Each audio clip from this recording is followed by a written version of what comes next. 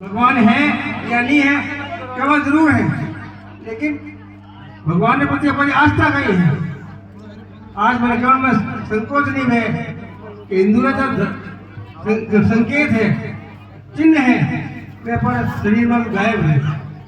आज माता तिलक लगाना अपन शर्म आवे, आज अपन छोटी जाकर में शर्म आवे, आज जनेऊ पहनने में अपन शर्म आवे।